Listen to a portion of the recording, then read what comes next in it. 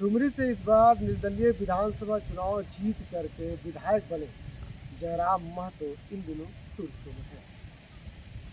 क्योंकि जिस तरह से जयराम महतो ने अपनी राजनीति का सफर जो शुरुआत की थी, उसके बाद जिस तरह से उन्होंने लोगों का आकर्षण का केंद्र बना और वहाँ के युवा, डुमरी क्षेत्र के युवा या फिर झारखंड के युवा, जिस तरह से उन्हें सराखों पर बैठाया और उन्हें विधायक तक बनाया। ऐसे में जब विधानसभा के सत्र शुरू हुई और जयराम महतो जब पहली बार विधानसभा पहुंचे थे, तो मीडिया का आकर्षण का केंद्र बने हुए थे। जयराम महतो जब पहली बार विधानसभा पहुंचे, अपने हाथों में एक छोटा सा फाइल यानी सर्टिफिकेट और नंगे पांव विधानसभा पहुंचे और पहुंचने के साथ ही उन्होंने जिस तरह से लोकतंत्र के मंदिर को झुक करके प्रणाम किया, दंडवत प्रणाम किया, उसके बाद विधानसभा के भीतर गए। ऐसे में उस वक्त का माहौल बड़ा खुशनुमा लग रहा था कि जिस तरह से एक युवा नए सोच के साथ विधानसभा के अंदर जा रहे हैं, एक नई सोच के साथ युवाओं की झारखंड की लड़ाई की बात करें। लेकिन फिलहाल कह सकते हैं कि अब विधानसभा में जयराम महतो उस परंपरा पर आवाज उठा रहे हैं जो सदियों से चला आ रहा है। विधानसभा की जब भी कार्रवाई होती है, चाहे बजट सत्र की कार्रवाई की बात कर रहे हैं या फिर अन्य दिनों की जो कार्रवाई होती है उसकी बात करें, जब भी बजट सेशन का या विधानसभा की कार्रवाई होती है तो ऐसा अमूमन देखा जाता है, खास करके बजट सत्र में, कि विधायकों को जिस विभाग की चर्चा सदन के भीतर होती है, उस विभाग के तरफ से विधायकों को कुछ न कुछ गिफ्ट प्रदान किया जाता है।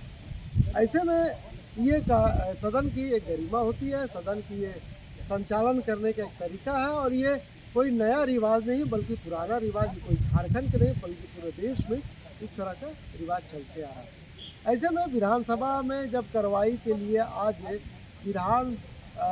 डुमरी के विधायक जयराम महतो जैसे ही पहुंचे तो उन्होंने एक सवाल खड़ा कर दिया। और सवाल ये है कि जयराम महतो कहते हुए नजर आ रहे हैं कि अब तक विधायकों के पीछे करोड़ों रुपया से ज़्यादा की खर्च हो चुका है।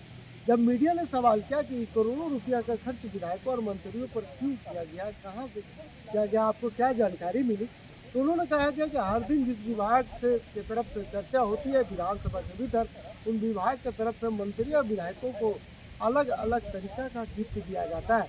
और हम भी देखते हैं कि जिस तरह से विधानसभा कार्रवाई में हर दिन विधायकों के मिलता है, चाहे साइकिल की बात करें, सूटकेस की बात करें, होली रंग की बात करें या तमाम तरह की चीज़ें गिफ्ट के तौर पर दिया जाता है।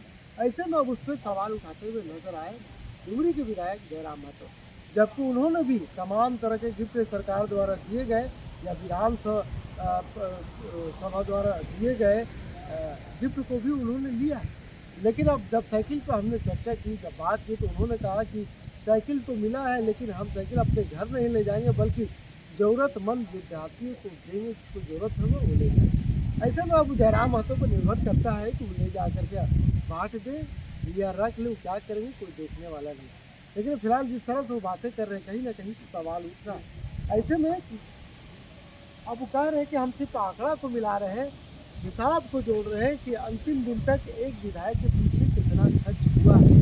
तो ऐसा इसलिए कह रहे हैं कि सुर्खियों में बने रहने के पीछे कई वजह होता है, नेताओं के कारण हो सकता है कि जयराम महतो की तरह का एक बार फिर से आइडिया आया होगा कि उसी शब्दों के साथ एक बार फिर से सुर्खियों का हम आईना बने।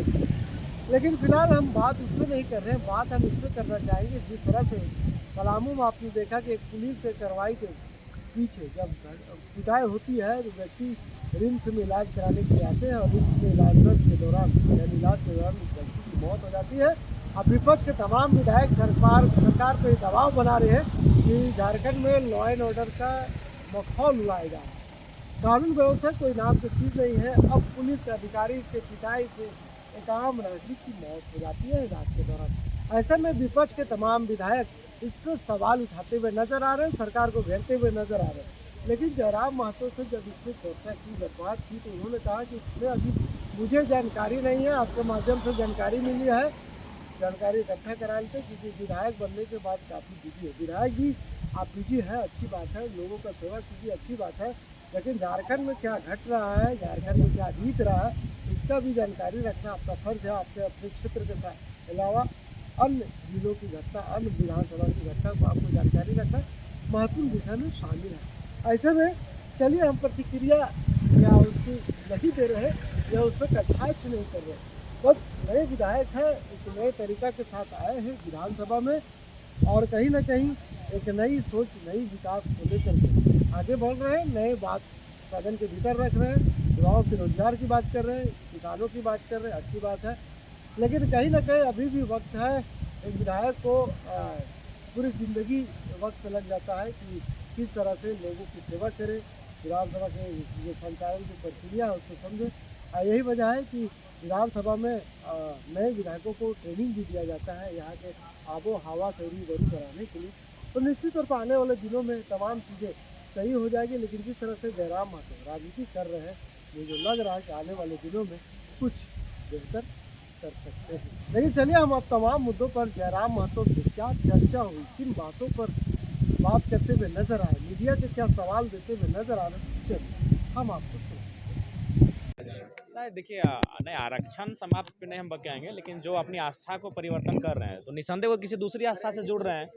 तो हमें लगता है कि इससे क्या होता है कि बाकी जो लोग हैं उन पे उनके साथ थोड़ा सा दिक्कत होता है, तो इसलिए इस पर पुनर्विचार करने की आवश्यकता है। अच्छा, लॉ एंड ऑर्डर को लेकर एक बार फिर से सवाल उठ रहे हैं। रांची बंद के दौरान एसडीएम के ऊपर हाथापाई हुई है। इसको लेकर लगातार विपक्ष सवाल उठा रहा है। आपका क्या कुछ स्टैंड होगा? क्या देखिए हमें उस विषय की जानकारी नहीं है, क्योंकि लगातार हम अपने दिनचर्या में व्यस्त रहते हैं, तो आपके माध्यम से जानकारी मिली है उसको हमको जानने दीजिए, फिर हम आपसे बात करेंगे इस विषय में। विधायक जी आपके अनुसार क्या होना चाहिए? धर्म परिवर्तन करने वाले लोगों का आरक्षण समाप्त होना चाहिए या बहाल ऐसा स्थिति रहनी चाहिए? नहीं, जो जो अपनी आस्था को परिवर्तन कर रहे हैं तो फिर उनको किस बेसिस पे आरक्षण मिल रहा है? अगर उसी आस्था को ही अगर वो परिवर्तन कर रहे हैं तो फिर औचित्य नहीं बनता है। साइकिल अभी तक हमें नहीं मिला है, अगर आप लोग चाहेंगे तो बारी बारी से चलाइए, कोई दिक्कत नहीं है। बिल्कुल फिजूल खर्ची, हम आज फिर कहेंगे सब फिजूल खर्ची है। जिस राज्य के युवाओं को नौकरी नहीं मिल रही है, जिस राज्य की महिलाएं पेंशन के नाम पे लड़ रही हैं, धनबाद में मारा पीटी हो गया मैया सम्मान योजना के लिए, और उस राज्य में आप आलिशान, हमें लगता है अभी तक 1 लाख क्रॉस हो गया, हम आपको गिन के बता देंगे। अभी तक काउंटिंग नहीं किया, हमें लगता है 1 लाख क्रॉस हो गया एक विधायक पे। तो मान के चलिए 70 मंत्री और स्पीकर को छोड़ के नेता प्रतिपक्ष को भी मिलता होगा, मैंने मंत्री और स्पीकर को छोड़ के बच गए 68, तो 68 लाख से ज़्यादा खर्चा हो चुका है। क्या कर रहे हैं आप? वो सब गिफ्ट नहीं ले रहे हैं? किसी को दे रहे हैं, देखिए अगर नहीं भी लीजिएगा तो किसी अफसर को चला जाएगा, इसलिए मतलब ले रहे हैं ना? नहीं, हम वहीं से दे दे रहे हैं, हम लेके घर तक नहीं जा रहे हैं। साइकिल अभी तक हमको नहीं मालूम, हम अपना साथी को बोले हैं अगर कोई ऐसा स्टूडेंट है तो उसे दे दीजिएगा। निसंदेह आज हम सीओ पे ही, अब शून्यकाल में हम सीओ पे ही एक निवेदन दिए हैं कि पूरे प्रत्येक 15 दिन में हर एक मैंने ब्लॉक में सीओ हाजिर होगा, कार्यक्रम हो, और उनसे कहिए जमीन संबंधित जो ऑफलाइन से ऑनलाइन की प्रक्रिया में बहुत सारा भूल हुआ है, पंजी 2 में भूल हुआ है, दाखिल खारिज में भूल हुआ है, रकवा में, प्लॉट में, खाता में, और उससे क्या उन विसंगतियों से क्या है कि मारा पीटी की नौबत आ गई है। हाँ, पेपर पेपर किसी का है और दखल किसी का है, और बिना बिना वसूली के कोई काम नहीं हो रहा। तो आज मेरा शून्यकाल का जो मांग है यही है। अच्छा, पुलिस की पिटाई जो लोग की की थी पलामू में, उसकी आज कल मौत हो गई है रांची में। देखिए ये बहुत ही दुर्भाग्यपूर्ण है। एक चूँकि एक संवैधानिक देश में आप किसी प्रकार से अगर कोई अपराधी भी है तो उसका भी एक दायरा होता है, उसकी भी प्रक्रियाएं हैं। अतः अगर ऐसा है तो जिनके माध्यम से उनका देहांत हुआ है उन पर जांच होनी चाहिए। धन्यवाद।